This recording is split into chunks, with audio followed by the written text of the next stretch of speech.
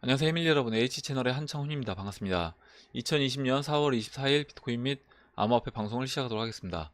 먼저 댓글로 좋은 의견과 질문, 정보 공유해주신 분들에게 감사 말씀드리고, 오늘 좀 바람이 바깥에 또 많이 불어서 좀 소음이 중간중간에 이제 들어가더라도 이해를 해주시기 바랍니다. 오늘 순서는 먼저 이제 박빌부님이 올려주신 기사와 몇 가지 기사 같이 살펴보고요. 차트는 다우, 코스피, 원달러, 금, 그리고 이제 비트코인 차트는 이스트지님이 차트 의견 주셔서 그 부분 같이 보도록 하겠습니다. 그리고 이제 비트코인 도미넌스, 리플, 이더리움 이렇게 보고, 그리고 이제 원화 차트에서 스텔라루멘, 에이다, 리플, 이오스, 리플님이 이제 닉네임 바꾸신, 법당으로 이제 닉네임 바꾸신 리플님이 차트 의견 주셔서 그 부분 위치만 간단하게 체크를 해보고, 그리고 이제 Q&A 한 몇 분 보고 마무리를 하도록 할게요. 그러면 이제 순서로 들어가서 먼저 기사를 보도록 하겠습니다. 컴캐스트 엑스파이니티 중단, 뭐 컴캐스트 인터넷 다운 이렇게 되어 있는데, 지금 뭐 대규모 정전, 블랙아웃이 아직까지 이렇게 눈에 띄게 나온 건 없는데, 지금 이제 4월 22일자 기사고요. 기사 내용을 이제 보니까 가장 인기 있는 인터넷 및 케이블 서비스 제공업체 중 하나인 이 컴캐스트는 여러 지역에서 정전을 겪고 있습니다. 많은 사용자가 현재 인터넷 문제에 직면하고 있으며 장치에서 이제 느리게 실행되고 있다. 일부 사용자는 현재 며칠 동안 인터넷 문제를 겪고 있습니다. 이렇게 되어 있고, 저도 최근에 제가 지난번에는 녹화를 굉장히 하기가 어려울 정도로 이제 컴퓨터가 느렸어요. 그래서 그게 컴퓨터 문제인지 인터넷이 좀 느려진 건지는 모르겠지만, 지금 이제 컴퓨터도 약간 문제가 있는 것 같긴 한데 인터넷 전체적으로도 속도가 예전보다 좀 느려진 것 같습니다. 제가 느끼기에는. 그리고 주변에서 또 이제 인터넷이 좀 느려지고 있다라고 이야기하시는 분들도 계시고요. 지금 이제 미국에서 이제 이런 상황이고, 정전 감지기 웹사이트인 다운 디텍터는 이 컴캐스트가 현재 다양한 위치에서 기술적인 문제를 갖고 있음을 확인했다. 이게 정전 맵이래요. 그래서 보니까 이렇게 미국 뭐 전 지역은 아니지만 아직까지 이렇게 드문드문 해서 뭔가 이제 인터넷이 원활하게 서비스가 안 되는 지역들이 나오고 있다. 이런 부분을 이제 이야기하고 있습니다. 이렇게 이제 간단하게 기사를 살펴보고, 그럼 이제 다음 기사 보도록 하겠습니다. 다음 기사는 블록인 프레스 기사고, 암호화폐 현금으로 몰리는 러시아 투자자 무슨 일이, 이렇게 되어 있는데, 내용을 이제 조금 읽어보면 러시아에서 이제 암호화폐와 현금에 대한 수요가 늘고 있대요. 그 이유가 이 코로나 바이러스로 인한 경기 침체 가능성과 예금에 대해서 이자 부과 방침이 공개된 데 따라서 이렇게 이제 현금을 직접 인출하는 이런 일이 이제 많아졌다. 우선적으로 이제 암호화폐 거래량이 최근에 좀 늘었고요. 러시아인들은 코로나19가 확산되기 직전인 지난 3월 초 현금 인출기에서만 1조 루블, 하나로 약 16조 3천억 원 이상의 현금을 인출했다. 이는 지난해 한 해 동안 ATM에서 인출된 전체 금액보다 오히려 큰 금액인데, 이렇게 이제 현금을 인출한 이유가 은행에 이제 돈을 넣어놓으면 그것에 대해서 이제 이자세를 부과하겠다고 이야기를 했습니다. 푸틴 대통령이 그렇게 이제 이야기를 하면서 현금을 인출하고 있다. 이렇게 나와 있는데, 예전에 2013년도에 키프로스에서도 이제 비슷한 일이 있었습니다. 키프로스에서 예금에 대해서 세금을 부과하겠다라고 했고, 그때 대규모 이제 인출 사태가 나왔죠. 그래서 이제 은행이 3일인가 한 일주일 동안 이렇게 중단되는 사태가 나오고, 그 키프로스 사태로 인해서 그 당시에 이제 암호화폐 비트코인의 가격이 상승하는 그런 영향을 줬습니다. 그래서 지금 이런 러시아도 그와 같은 연장선상에서 그 키프로스에서 일어났던 일들이 지금 이제 러시아에서 일어나고 있다. 이렇게 이제 보시면 될 것 같고, 지금 러시아 루블 차트를 잠깐 볼게요. 러시아 루블 차트, 이게 지금 2000년도부터 전체적인 그림인데, 보시면 2000년도 초에, 물론 이제 그 전에는 1달러당 뭐 한 6루블, 한 5 정도, 이 정도까지 됐었다가 98년도 넘어가면서 한 차례 이제 급등을 해서 27루블까지 1달러당 올라왔습니다. 그러니까 루블 약세로 진행이 된 거죠. 그리고 이렇게 이제 한동안 진행이 되다가 다시 2014년도 중반부터 해서 급등을 했어요. 그래서 한 75루블까지 올라왔고, 그리고 이제 여기서 그때 러시아가 이제 굉장히 좀 힘든 시간을 보냈습니다. 그 이후에 다시 이제 수렴을 했어요. 14년부터 지금까지 거의 이제 2020년 초반까지 계속해서 이제 보시면 이렇게 삼각 수렴하는 모습을 볼 수 있고, 지금 이제 2020년 들어서 다시 이제 급등하면서 이 수렴하는 구간을 돌파를 했습니다. 돌파하고 지난 고점 이 75루블을 이번에 넘어섰어요. 돌파하고 78루블까지 올라왔다가 지금 이제 눌러주고 있습니다. 그래서 지금 이제 그러니까 러시아 같은 경우는 구소련 붕괴됐던 시점이 1983년도에 이제 붕괴가 됐고, 그때 이제 경험했던 사람들, 그때 구소련이 붕괴가 되면서 그 하이퍼 인플레이션을 경험했던 사람들이 지금 이제 루블이 이렇게 약세로 가면서 어떻게 보면 안전자산이라고 이야기할 수 있는 돈으로 지금 이제 교체를 하고 있다. 아까 그 푸틴 대통령이 예금에 대한 이제 이자세를 부과하는 것뿐만 아니라 이렇게 이제 루블 약세로 인해서 그 구소련 붕괴와 같이 그 경험을 했던 사람들이 다른 자산을 찾고 있다. 뭐 금이라든가 암호화폐로 눈을 돌리고 있다. 이렇게 이제 보시면 될 것 같습니다. 다음 기사 보도록 할게요. 리플 관련된 기사인데 굉장히 좋은 기사라고 이제 보고 있는데, 리플, BMW, IBM, 포드 등의 모빌리티 블록체인 그 이니셔티브에 이제 합류를 했다. 리플사가. 우선 이제 이 웹사이트에 따르면 리플은 공식 발표가 아직 이루어지지 않았지만 조직에 이제 합류를 했습니다. 이렇게 되어 있고, 그 합류한 부분을 어떻게 이제 확인할 수 있냐라고 보면 이 밋 아워 커뮤니티 안에 리플사 이제 이름이 이렇게 추가가 됐어요. 그래서 이제 이 부분을 보고 리플이 이 모비에 그 MOBI에 합류한 걸 이제 알 수 있다. 이 이니셔티브는 2018년 5월에 설립되었고, 새로운 디지털 이동성 생태계에서 블록체인 사용 사례를 탐색하는 것을 목표로 한다.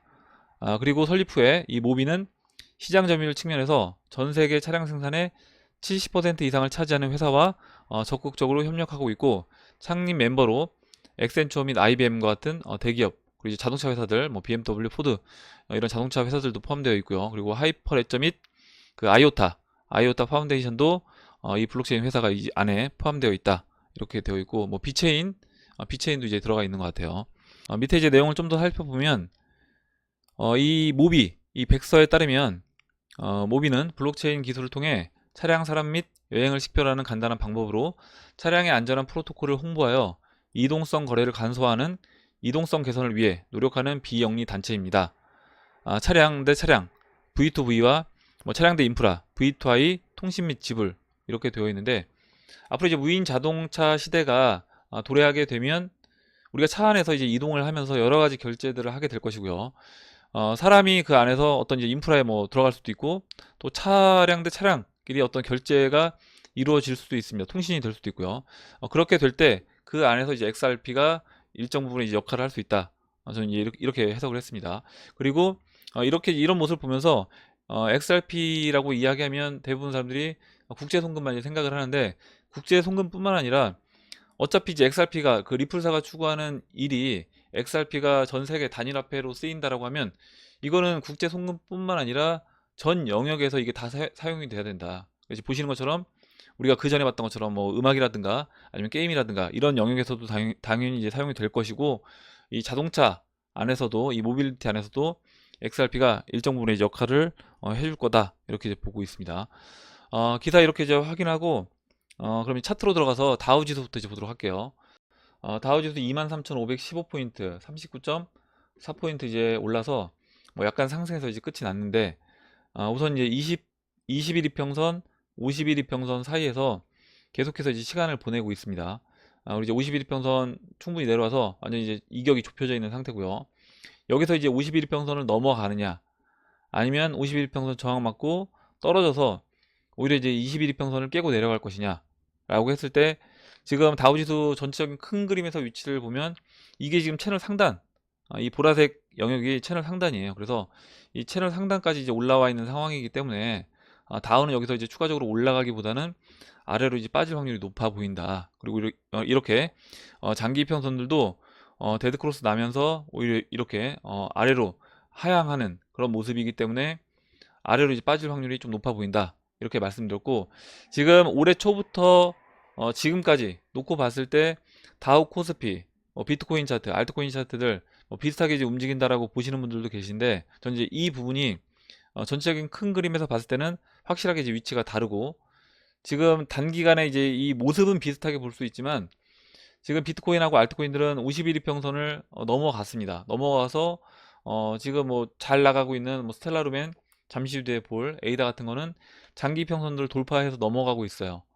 근데 이제 그럼에도 불구하고 이 다우라든가 코스피는 뭐 51 이평선 사이에 이렇게 갇혀 있는 모습.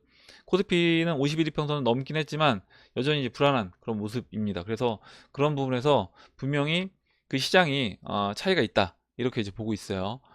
다음으로 이제 코스피 차트 보겠습니다. 코스피는 51이평선을 넘었는데 넘었음에도 불구하고 좀 이제 불안한 모습이다. 시장 참여자들은 지금 이제 51이평선 안착해서 다시 여기서 추가적으로 이제 뭐 상승을 좀 이제 기대해 볼 수도 있을 것 같은데, 지금 이 모습이 제가 이제 어제 이 모습이 이때랑 이제 좀 비슷하다라고 이제 말씀드렸고, 우선 그 봉 모양은 지금 올해 그 3월달 그때 봉 모습과 오늘 봉 모습이 비슷하게 이제 지금 진행이 되고 있습니다. 만약에 오늘 이 정도에서 이제 음봉으로 이렇게 아랫꼬리 윗꼬리 달린 그 음봉으로 이제 마감이 되고, 만약에 이제 월요일 날 이렇게 이제 개파락해서 아예 이 51이평선을 이제 깨고 내려가는 그런 모습이 나와준다라고 하면, 그 이후에는 좀 이제 안 좋은, 이와 같은 안 좋은 방향으로 충분히 이제 진행이 될 수 있다, 이렇게 이제 보는데, 지금 코스피가 51이평선 위에 있음에도 좀 불안한 이유가, 보시면 원달러가 보시는 것처럼 이제 계속해서 이제 올라오고 있어요. 1235원까지 올라오고, 1223원 아래에 있었다라고 하면 추가적으로 조금 더 상승할 수 있는 뭐 여력이 있을 수도 있었겠지만, 지금 원달러가 1223원 돌파해서 1235원, 그리고 21이평선도 이렇게 다시 51이평선 만나기도 전에 돌아 나가는 이제 모습이 보여지고 있기 때문에, 앞으로 이제 코스피도 좀 좋은 방향보다는 오히려 다시 51이평선 깨고 21이평선 깨주면서 다시 아래로 이와 같이 다우지수랑 같이 좀 움직이지 않을까, 그렇게 이제 보고 있습니다. 다음으로 이제 금 선물 차트 바로 넘어가서 볼게요. 금 선물은 지금 이제 채널 4분의 3 라인 돌파를 지난번에 한번 했었고, 다시 이제 맞고 떨어진 다음에 21이평선 지지받고 다시 이 채널 4분의 3 라인을 돌파 시도 중에 있다, 이렇게 이제 보시면 될 것 같습니다. 온스당 현재 1745달러에 있어요. 지금 이제 금 선물은 뭐 계속해서 올라가는 모습은 안 나오지만, 금 현물 같은 경우는 보시는 것처럼 이제 2246달러까지 올라왔습니다. 온스당 2246달러까지 올라갔고, 우리 한 가지 더 보고 있는 이 미 총자산과 미 상환부채, 이 간격차가 지금 1000억 달러 안쪽으로 좁혀졌습니다. 지금 보시면 144조 6,700억 달러, 144조 6천억 달러. 그래서 700억 달러도 차이가 안 나요. 이거 오늘 중에 역전이 될 것 같습니다. 하루에 한 1000억 달러씩 좁혀지고 있기 때문에 특별한 일이 없다라고 하면 오늘 중에 이 미 상환 부채가 역전이 될 것 같다. 미 총 자산을 뛰어넘는 그런 모습이 오늘 중에 나올 것 같습니다. 이렇게 보고 다음으로 이 공포지수 보도록 할게요. 공포지수 19로 뭐 어제랑 동일합니다. 19고, 지금 이제 어제 비트코인이 올라오고 알트코인들이 좀 상승을 해줬음에도 불구하고 여전히 이 시장 참여자들은 느끼는 거는 여전히 두려운 상태에 있다. 극심한 두려움 상태에 있다. 이제 이런 부분은 오히려 이제 시장에는 저는 긍정적으로 작용한다, 이렇게 이제 보고 있습니다. 다음으로 이제 비트코인 차트 볼게요. 비트코인 어제 이제 올라와서 지금 4시간 봉에서 이 계속해서 맞고 떨어졌던 이 362평선, 362평선을 보시는 것처럼 어제 이제 돌파를 해줬습니다. 그리고 이제 이 테더 발행량은 추가적으로 이 차트에서는 이제 표현되진 않았어요. 우선 이 차트를 닫을게요. 닫고, 어제 이제 이 362평선 돌파가 됐어요. 거래량도 어느 정도 실어주면서 돌파가 됐고, 지금 저항 받은 부분이 어디냐면 이 7,680달러, 이때 이제 지지를 받고, 그리고 보시면 올해 초에 작년 말하고 올해 초에 이렇게 저항 역할을 계속해서 했던 부분입니다. 이게 이제 작년 11월 20일부터 보시면 올해 1월까지니까 거의 한 2달 정도 이렇게 저항 역할을 했던, 그리고 이제 지지를 받았던 라인이에요. 이제 여기를 한 번에 넘긴 좀 힘들고 이렇게 맞고 떨어졌습니다. 떨어졌고 맞고 떨어지긴 했지만, 지금 이제 이평선들 올라와주고요. 22평선, 52평선, 360평선 바로 이제 골든 크로스 만들어주면서 돌파를 시켜줄 거라고 봅니다. 그래서 이 골든 크로스 나기 전까지 여기서 좀 대기를 할 수 있는데 뭐 크게 조정을 받진 않을 걸로 보고 있습니다. 일봉 차트 보시면 지금 일봉 차트에서 51평선, 21평선 골크 나고 지금 21평선 올라탄 다음에 어제 이제 양봉 만들어주면서 돌파 시도가 있었고, 지금 장기평선 이 7,600달러 이 라인 위에 보시는 것처럼 이 120, 202평선 이 장기평선들이 있습니다. 그래서 여기를 이제 한 번에 넘어가 줄 거냐, 저는 이제 여기를 이 7,600달러를 돌파하게 되면 지금 장기 평선들이 있는 이 7,990달러, 그러니까 8,000달러로 보면 될 것 같은데, 이 라인은 오히려 한 번에 돌파를 해줄 수도 있다라고 보고 있습니다. 그게 이제 잠시 뒤에 볼 그 스텔라루멘이 이런 장기 평선들을 한 번에 이제 돌파를 시켜줬어요. 그래서 이제 지금 다른 알트코인들도 그 뒤를 따라가고 있고, 비트코인도 그와 같은 형태로 이제 진행이 된다라고 하면, 여기서 이제 시간을 보내준다고 하더라도 이때 이제 한 3거래일 이렇게 시간 보내줬던 거, 그러니까 오래 시간이 걸려도 뭐 3거래일, 그렇지 않다라고 하면 뭐 바로 지금 오히려 이제 이 7,600달러 이 라인 넘기 전에 하루 정도 시간 보내고, 아까 4시간 봉에서 봤던 그 22평선이 올라올 때까지 좀 더 이제 기다려줬다가 올라오면 바로 7,600달러 돌파시켜 주면서 이 장기 평선은 한 번에 이제 넘을 수도 있다. 넘고 쉬거나 아니면 쉬어져도 이때처럼 이제 오랜 기간이 아니라 한 하루 이틀, 뭐 2, 3일 정도, 길면 2, 3일 정도 쉬어주고 다시 넘어가주는 그런 모습으로 진행될 걸로 보고 있습니다. 이렇게 보고 다음으로 비트코인 도미넌스 볼게요. 도미넌스 64.87로 어제 이제 21일평선까지 붙여줬어요. 어제 비트코인이 한 5% 상승해주면서 이렇게 21일평선까지 살짝 돌파를 했다가 오늘 다시 음봉 맞고 이제 빠지는 모습인데, 지금 이렇게 데드크로스 20일, 50일 데드크로스, 120일, 360일 데드크로스 나와 있는 상황이고, 이렇게 하방 압력을 받을 수밖에 없다. 근데 이제 이 64라인 이 라인에서 우선 이제 반등을 해줬고요. 지금 알트코인들 움직임을 보면 스텔라루멘이 먼저 움직였고, 그 다음에 이제 이더리움하고 리플도 같이 이제 방향성을 이제 보일 거라고 봅니다. 그러면 지금 시총 2위, 3위 이 대형 알트코인들이 움직여주게 되면 그때 계속해서 이제 지지를 받고 있는 이 64라인이 깨지지 않을까, 그렇게 이제 보고 있습니다. 이렇게 간단하게 도미노 차트 보고 다음으로 이제 리플 달러 차트 주봉에서 이제 먼저 볼게요. 지금 이제 0.195달러까지 이제 올라왔는데, 먼저 주봉에서 2017년도와 이제 비교를 잠깐 해보면 2017년도에는 3주 연속 이제 양봉 만들어주고 4주째 보시는 것처럼 오늘 이제 120주로 고쳤습니다. 120주를 4주째 돌파를 시켜주면서 장대 양봉이 나왔어요. 근데 이제 이번에는 돌파시키고 3주 연속 만들고 한 주를 쉬었습니다. 여기서 한 주를 이렇게 음봉, 위아래 도지가 달린 그 도지 형태의 음봉이 나오고 한 주 쉬어주고 지금 이제 양봉 만들어주면서 현재 이제 20주 이동 평균선까지 붙여준 모습이에요.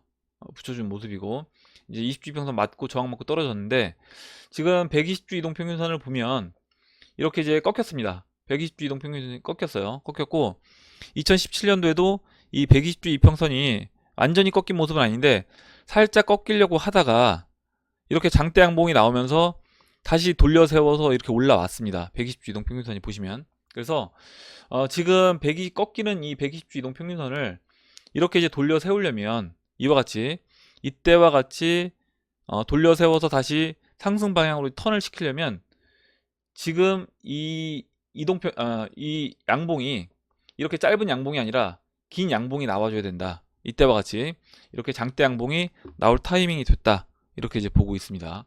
그래서 주봉에서도 긍정적인 이제 모습으로 보고 있고, 4시간 봉에서 잠깐 보시면 4시간 봉에서 비트코인과 마찬가지로 362평선을 돌파했습니다. 돌파했고 돌파한 다음에 지금 이제 쉬고 있죠. 대기를 하고 있는데 22평선이 이렇게 돌아 나와서 올라옵니다. 그래서 22평선이 50, 120, 360 이 골든 크로스 만들어주면서 다시 한번 상승을 해줄 것으로 보고 있습니다. 이건 이제 비트코인하고 비슷한 움직임으로 이제 진행이 될 건데, 비트코인 그 상승 폭보다는 지금 이제 알트코인들이 움직일 때 좀 크게 움직여주고 있기 때문에 리플하고 이제 이더리움이 움직여주게 되면 그때는 도미넌스가 하락 방향으로 이제 진행이 될 수 있다. 이렇게 이제 보시면 될 것 같고, 비트코인 차트 지금 이제 이스트지님이 의견 주신 거는 차트 끝까지 다 보고 그 다음에 이제 같이 보도록 할게요. 다음 이제 리플 BT 차트 보도록 하겠습니다. 이제 지금 2593 사토시인데 지금 모습은 거의 정확히 대칭 형태로 이제 진행이 되고 있어요. 물론 날짜는 조금 더 이제 딜레이가 됐는데 보시면 지금 이 머리 만들어주고 한번 올라오고요. 눌러주고 다시 올라온 다음에 한번 눌러줍니다. 이 완전 대칭 형태로 지금 그럼 눌러준 이 위치가 이쯤으로 이제 보시면 되겠죠. 이 자리로 이제 보시면 되고, 그러면 이 BTC 마켓에서도 이와 같이 상승해주는 반대로, 이때 이제 빠졌으니까 반대로 상승해 하면서 이 장기 평선들을 좀 돌파시켜주는 그런 모습이 나올 거라고 보고, BTC 마켓에서 이렇게 오른쪽 팔을 만드는 그런 모습이 나온다. 그래서 이 3,300사토시까지 올라오게 되면 360일 이평선을 넘어가서 이제 안착을 하게 됩니다. 그러면 이게 이제 비트코인보다 리플이 좀 더 빠르게 상승률이 좋아지는 거기 때문에 도미넌스가 하락하는 그런 모습으로 진행이 된다. 이렇게 이제 보시면 되고, 이미 이제 스텔라루멘 움직임을 보면 그 스텔라루멘 움직임이 움직여줄 때 비트코인 움직임보다 더 크게 이제 움직여주고 있기 때문에 알트코인인 뭐 리플도 그와 같은 형태로 진행되면서 BTC 마켓에서도 이 장기평선들을 좀 돌파시켜주는 그런 그림이 나올 거라고 봅니다. 다음으로 이제 이더리움 볼게요. 이더리움 BTC 마켓이고, 지금 어제는 이제 달러 차트 봤는데 뭐 달러 차트도 좋고 이 BTC 마켓 차트도 좋습니다. 지금 보시는 것처럼 이 일봉에서 장기평선 이렇게 이제 200일, 120일 이렇게 상승으로 턴을 했다라는 거죠. 턴을 했고, 지금 360일 이평선과 골크 나기 전에 직전에 이제 위치해 있고요. 21일 이평선이 올라올 때까지 지금 이제 기다리고 있는 그런 모습입니다. 지금 제가 그 2018년도 연말부터 지금까지 고점 연결한 이렇게 추세선을 쭉 그려보면 지금 계속해서 돌파 시도를 했어요. 그리고 이제 올해 2월 달에 이렇게 한번 돌파 시도를 했었는데 이 추세 맞고 떨어졌죠. 떨어졌는데 지금 보시면 다시 이제 돌파 시도를 하고 있고, 이번에 이 장기 평선들이 362평선과 골크를 내주면서 이번에는 이 추세를 돌파하지 않을까, 이 저항을 돌파하지 않을까 이렇게 이제 보고, 이 추세선 돌파를 시켜주게 되면 그러면 지금 장기평선이 골크가 나는 거예요. 그럼 2017년도 그림을 보면 이렇게 장기평선들이 362평선 골크 날 때는 그 전에 먼저 이렇게 큰 움직임이 있었습니다. 그러면 여기서 이 박스 움직임이라고 이야기했던 이 부분, 이 0.4 라인까지 0.4 라인까지 한 번에 이렇게 돌파를 시켜주면서 크게 상승해주는 이런 모습이 이제 이더리움도 나올 때가 됐다. 이렇게 이제 보고 있습니다. 이렇게 보고 그럼 이제 스텔라 루멘부터 이제 위치를 간단하게 체크를 해볼게요. 지금 이제 그 대형 알트 중에 스텔라 루멘하고 이제 에이다가 차트 움직임이 좋은데 위치만 체크를 해보겠습니다. 보시면 지금 일봉에서 이렇게 장기평선 120, 200이평선 이렇게 돌파를 시켜줬어요. 돌파를 시켜줬고, 일목에서도 보시는 것처럼 이 음운을 완전히 넘어갔습니다. 넘어간 상태예요.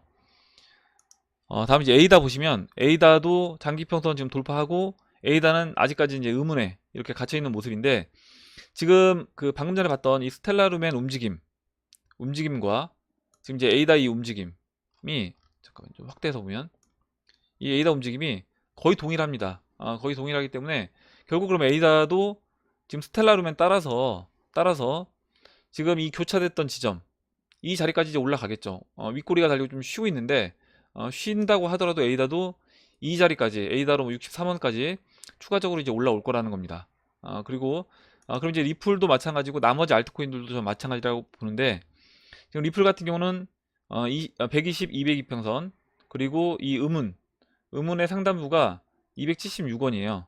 그리고 이 교차 지점이 320원입니다. 그러면 지금 에이다 위치로 보면 274원까지 리플 같은 경우는 이제 올라와줘야 되고, 스텔라루멘 위치까지 올라온다라고 하면 320원까지 이렇게 이제 올라올 수 있는 그런 자리가 있는 겁니다.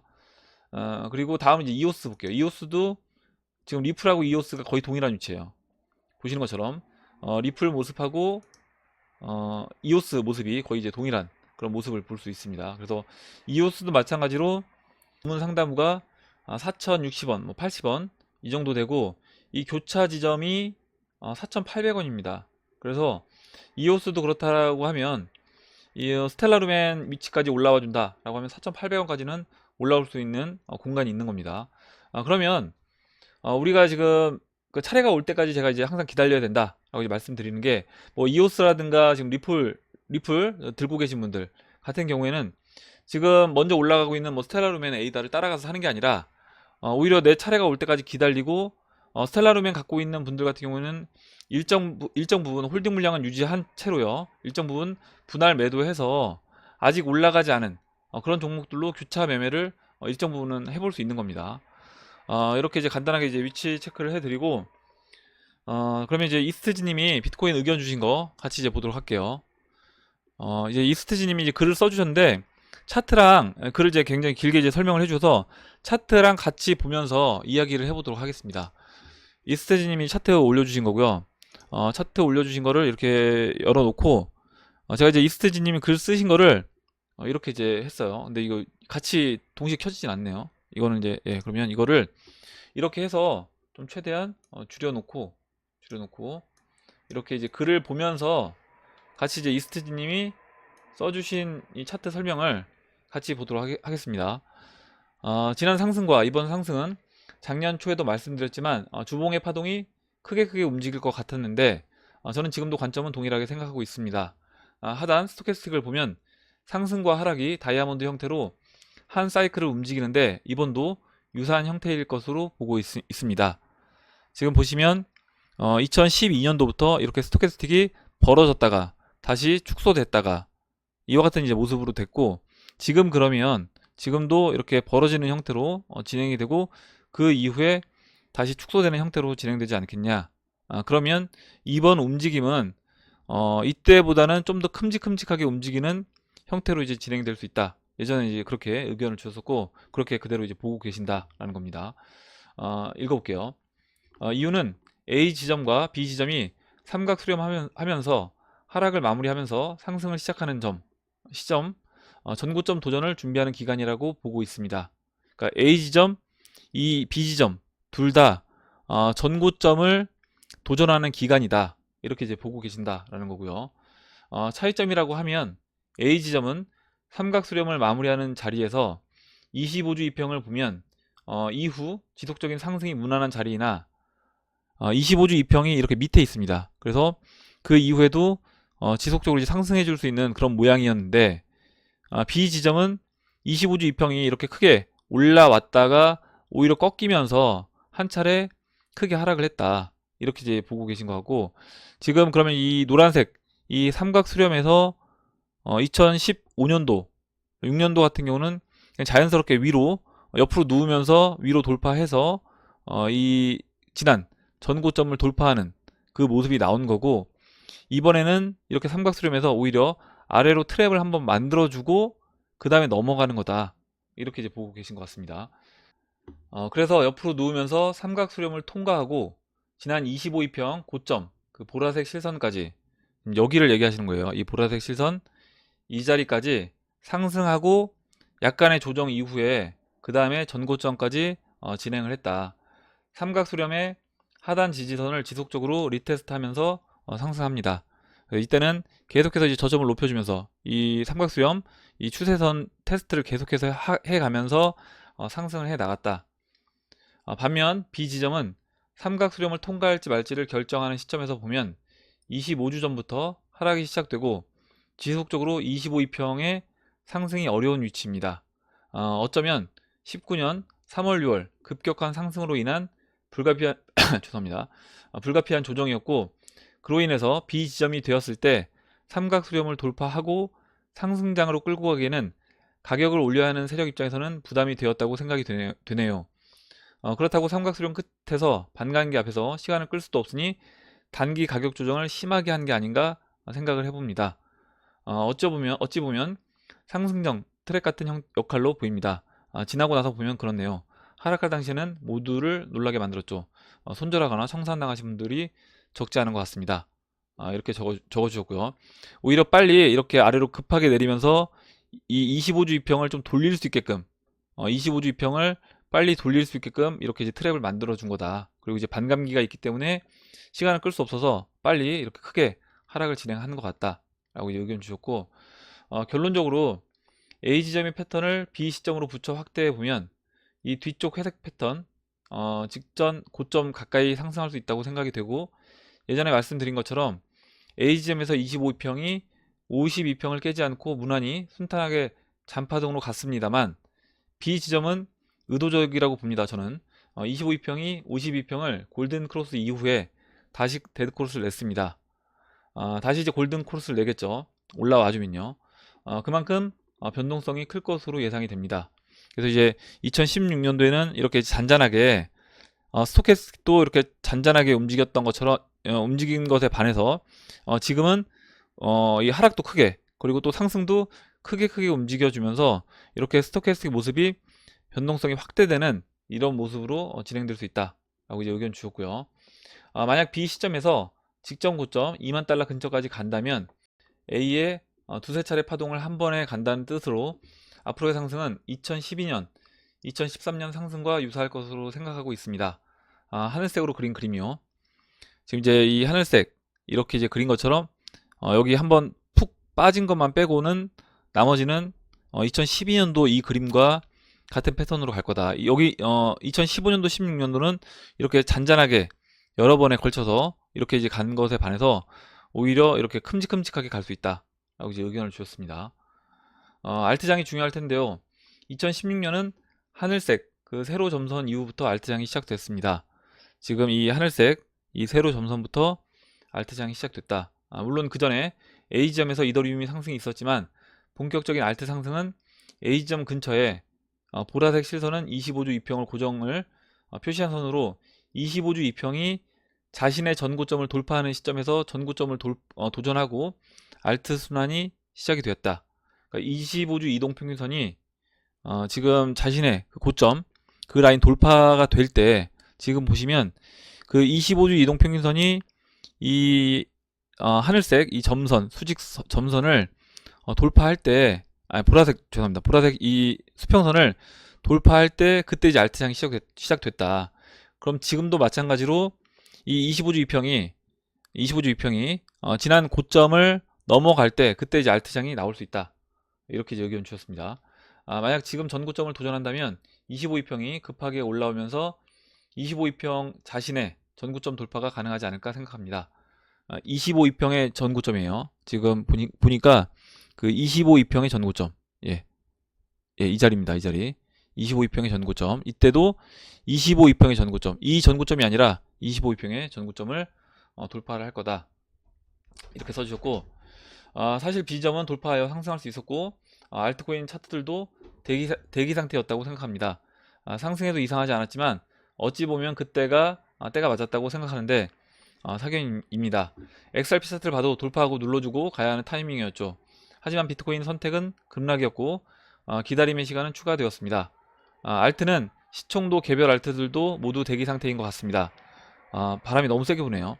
어떤 코인이 언제 얼마나 갈 것인지는 아무도 알 수 없다고 생각합니다. 언제가 되든 이상할 거 없다가 제 생각입니다. 이렇게 적어주셨고, 굉장히 차트 전반적인 흐름에 대해서 좋은 의견을 주셔서 같이 한번 이제 긴 글이지만 이제 읽어봤고, 지금 이스테지님이 예전에도 이제 좋은 아이디어 주셔서 그때도 이제 같이 이제 봤었는데, 지금 이제 이스테지님 의견 주신 거 쭉 보면 지금 움직임의 어떤 그 세력의 의도를 알 수 있을 것 같아요. 이 의견들을 이제 보니까, 의견을 쭉 듣고 저도 차트를 보니까 세력이 어떤 의도로 이렇게 아래로 급하게 이제 하락을 시켰는지 그 부분을 이해할 수 있어서 굉장히 좋았습니다. 이렇게 올려주신 차트를 보고 마지막으로 내용은 다 읽은 것 같은데 마지막 부분 이제 안 읽은 부분만 이 부분만 읽어볼게요. 왜 만화 경제지 트위터 페이스북 등을 통해서 계속해서 정보를 흘리는 것일까 생각해 봤는데 일종의 그들만의 소통인 듯 하다는 결론입니다. 가장 대중적인 방법으로 정보를 전달하는 것이죠. 모여서 회의를 할 수는 없으니 첩보 영화를 보면 누구나 빌려볼 수 있는 책의 특정 페이지, 특정 단어들이 조합으로 지령을 전달하는 것처럼 가장 대중적인 방법으로 그들만의 소통을 하고 있는 것은 아닐까 생각해 봤습니다. 그래서 저희들이 그림의 의미를 해석하는 게 의미 없을 수도 있다고 생각이 들기도 하네요. 뭐 의미 없지만 의미 있어 보이게 만드는 것은 아닐까, 대중기만이라는 생각도 듭니다. 정말 재미로만 보셨으면 좋겠습니다. 그들이 대중들을 계몽하기 위해서 정보를 흘린다고는 생각하지 않습니다. 너무 많은 시간을 그것에 쓸 필요는 없을 것 같아요. 어차피 알 수 없습니다. 이렇게 써주셨어요. 그래서 차트 의견과 이제 좋은 또 이제 의견을 주셔서 같이 이제 읽어봤습니다. 아마 이제 뭐 베어러블 가이라든가 그런 음모론적인 뭐 이야기들, 그리고 이코노미스트 잡지라든가 이제 그런 것들에 대해서 우리가 너무 깊이 있게 이제 뭐 볼 필요는 또 없을 것 같다, 이런 의미로 적어주신 것 같습니다. 이렇게 보고 다음으로요, 그린 리프님이 적어주신 내용 보도록 할게요. 오늘 방송에서 언급하신 금, XRP, CBDC에 관해 질문이 있습니다. XRP를 금과 연동시키지 않고 달러와 연결하는 가능성에 대해서는 어떻게 생각하십니까? 예를 들어 1XRP 100달러 또는 1000달러로 정하고 종이 달러는 점차 사라지게 되는 거죠. 즉 현재 달러 각국의 법정 통화 체계만 XRP CBDC로 바뀌는 가능성입니다. 그리고 이런 두 가지 가능성이 실제로 실현되었을 때의 구체적인 차이점은 무엇일까요? 이렇게 해주셨고, 밑에 이제 꿈놀림이 국가가 운영하는 CBDC 시스템은 따로 있고 XRP 레저 위에 CBDC 달러를 토큰화해서 뿌리게 될 것 같아요. XRP를 담보로 맡기고 달러 스테이블 코인을 발행하는 것과 같습니다. 금도 마찬가지. 이렇게 적어주셨는데, 우선 그린리프님이 이제 이야기해주신 내용, 그리고 일단 제가 이야기하는 부분도 어찌됐든 뭐 정해진 것도 아니고, 그리고 이제 앞으로 어떻게 진행될지를 이제 봐야 되는 것이기 때문에 그냥 단순하게 여러 가지 이제 이야기 나오는 것들을 종합해서 말씀드리는 거다, 이렇게 이제 보시면 될 것 같고, 예전에 이제 데이비드 숄츠가 이야기했던 부분을 생각해 보면 데이비드 숄츠가 그 스테이블 코인을 발행할 때 그 XRP 기반 위에서 이제 발행을 하게 되면 스테이블 코인 유동성 문제를 한 번에 해결할 수 있다, 이렇게 이제 이야기했습니다. 그러면 각국 정부에서 그 스테이블 코인을 발행을 할 때 그런 유동성 문제라든가 이런 부분을 일정 부분 해결하고, 그리고 가치도 보장받을 수 있게 스테이블 코인을 발행을 하려면 어떤 식으로 이제 발행을 할 것인가, 그렇게 이제 생각을 해 보다 보니까, 그러면 그 CBDC, 각국 중앙은행이 발행하는 그 CBDC가 XRP와 연결이 돼야 되지 않겠냐. 그리고 그 결국 이제 XRP도 또 담보가 필요하기 때문에 근본위로 돌아가는, 지금 우리가 쓰고 있는 이 법정화폐는 신용화폐고, 이제 이게 끝난다라고 하면 결국 이제 근본위로 돌아가야 되는 상황이기 때문에 우선 이제 금하고 그럼 XRP를 연결해야 되지 않겠냐, 이렇게 이제 말씀을 드렸던 겁니다. 근데 지금 질문해 주신 내용은 뭐냐면, XRP를 100달러, 1000달러로 정한다, 이렇게 되면 저는 이제 이렇게 될 가능성은 좀 희박하다고 봐요. 왜냐면 이렇게 됐을 때는 그 XRP 가치도 자연스럽게 계속해서 이제 떨어지는 겁니다. 왜냐면 이제 금값이 올라가면서 유동성을 확보를 해야 되는데, 그 유동성 확보를 하기 위해서 XRP 가격이 같이 올라가 줘야 된다는 거죠. 근데 XRP 가격이 같이 올라가지 않고 이렇게 100달러로 고정이 되게 되면 유동성을 확보하는 게 이제 쉽지가 않다, 그렇게 이제 보고 있고, 그렇기 때문에 XRP는 금하고 연결된 상태에서, 그 상태에서 이제 XRP 담보 가치가 커지면서 그 커지는 담보를 가지고 거기서 신용이 창출돼서 유동성이 확보가 돼야 된다, 이렇게 이제 보고 있습니다. 그래서 이제 이 부분이 저는 좀 다르게 보고 있고요. 그래서 XRP가 단순하게 그냥 달러와 연결돼서 이렇게 패깅되지는 않을 거다, 이렇게 이제 보고 있습니다. 이렇게 이제 답변을 드리고, 뭐 이 부분은 제가 맞다, 어떤 게 맞다, 이렇게 이야기하기보다는 그냥 이런 식으로 이제 진행될 수 있는 뭐 가능성이 있지 않냐, 그 정도 선에서 보시면 될 것 같습니다. 이렇게 이제 설명을 드리고, 다음으로 이제 막걸리 17년사님이 써주셨는데, 리플 공신력 있는 브로커의 제보를 받았습니다. 리플사의 진행과 연결고리, 퍼즐은 참으로 공포스럽다. XRP 가격이 왜 지금 당장 움직일 수가 없는지, 이율 배반적이지만 내가 왜 이 코인을 장기 플랜 포트에 심어놓고 가야만 하는가를 불편한 진실이 아닐 수가 없습니다.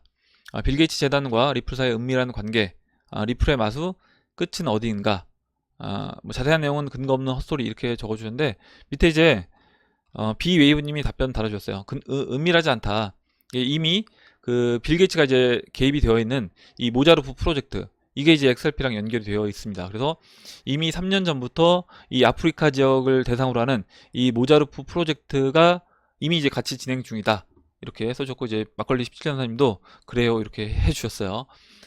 이렇게 막걸리 17년사님이 써주신 내용 봤고요. 다음으로 이제 리플맨님이 트위터 CEO 잭 도시가 이 트위터에 시그널을 남겼네요, 이야기를 해주시고, 이 트위터 링크를 걸어주셨는데, 저는 이제 어떤 게 시그널인지 제가 이제 쭉 봤는데 안 보여서, 혹시 이제 오늘 영상 이제 보시면 어떤 시그널이었는지 그 부분을 좀 자세하게 이제 설명을 해주시면 다음 시간에 같이 한번 보도록 하겠습니다. 다음으로 그 에브리띵 체크님이 넷플릭스에서 사냥의 시간이라는 영화를 봤습니다. 저는 아직 안 봤는데 오늘 보니까 바로 이제 메인에 떴더라고요. 영화 배경이 원화가 휴지 조각이 된 가까운 미래 한국입니다. 괜히 마음이 불편해지네요. 여러 생각이 들게 하는 영화인 것 같습니다. 이렇게 적어주셨고, 지금 뭐 충분히 저는 이 부분이 가능하다. 원화가 뭐 당장 휴지가 되진 않겠지만, 방금 전에 우리 오늘 영상 처음에 봤던 그 루브라, 루브라 차트를 보시면 지금 전고 돌파해서 넘어가는 그런 모습이고요. 우리나라 같은 경우도 전고가 그 IMF 때 그 전고도 그러면 충분히 넘어갈 수 있다. 그 전고를 넘어간다. 그리고 달러도 계속해서 이제 무한 발행되면서 달러의 가치도 급격히 떨어진다. 이 이야기는 원화 가치는 달러보다 훨씬 더 빠른 속도로 0으로 이제 가게 된다. 0으로 수렴한다. 이렇게 이제 보시면 될 것 같고, 지금 넷플릭스에서 이런 영화가 왜 만들어졌을까? 그 부분도 한번 생각해 보시면 좋을 것 같아요. 제가 지난번에 그 넷플릭스 종이의 집 이야기를 드리면서 그 종이의 집 만들어진 이유도 대중들에게 우리가 쓰는 결국 돈이 이게 종이에 불과하다라는 거를 좀 이제 인식시켜 주기 위해서 그와 같은 영상 드라마가 이제 만들어졌다라고 하면, 지금 이제 이 부분도 앞으로 이제 우리 한국인들한테 야, 니들이 쓰는 이 원화 언제든지 휴지처럼 진짜 의미 없는 그런 가치가 될 수 있다. 물론 제가 영화를 안 봐서 내용은 모르겠지만 그런 식으로 충분히 어떤 의미 전달을 하기 위한 영화일 수도 있겠다라는 생각을 해봤습니다. 이렇게 이제 한번 보도록 할게요. 주말에 한번 저도 이제 봐야겠습니다. 다음으로 마지막으로 그 타이 마니아님이 써주신 내용 볼게요. 연초에 루이스님 수수께끼 해석대로 스텔라가 피닉스가 아닌가 하는 생각도 듭니다. 과연 불장의 시작인 건가? 곧 IBM 기사가 뜨려나 두근반, 세근반 이렇게 해주셨는데, 뭐 그 1988년도 이코노미스트 잡지에 나오는 피닉스가 리플이다, XRP다, 스텔라루멘이다, 여러 가지 이야기가 많이 있는데 박필부님이 뭐 이것도 이제 재미로 봐주시면 될 것 같아요. 박필부님이 그 게마트리아에 이제 검색을 하셨는데 와디즈 피닉스 딱 이렇게 검색을 하니까 스텔라 루멘이 나왔어요. 그래서 우선 이 게마트리아의 답변은 스텔라 루멘이었다. 이렇게 피닉스에 대한 게마트리아 답변은 스텔라 루멘이었다. 이렇게 재미로 그냥 보시면 될 것 같습니다. 예, 오늘 여기까지 하고 이제 마무리하도록 할게요. 오늘 나온 얘기 중에 여러분들 궁금하신 내용, 같이 이야기하고 싶으신 의견, 정보 있으시면 올려주시면 같이 이야기해보는 시간을 가져보도록 하겠습니다. 댓글 남겨주신 해밀리 여러분 감사드리고 끝까지 영상 시청해주신 해밀리 여러분 감사합니다. 그럼 이상으로 영상을 마치도록 하고, 영상이 도움이 되셨다면 좋아요, 구독 버튼 그리고 알림종 버튼을 눌러주세요. 감사합니다.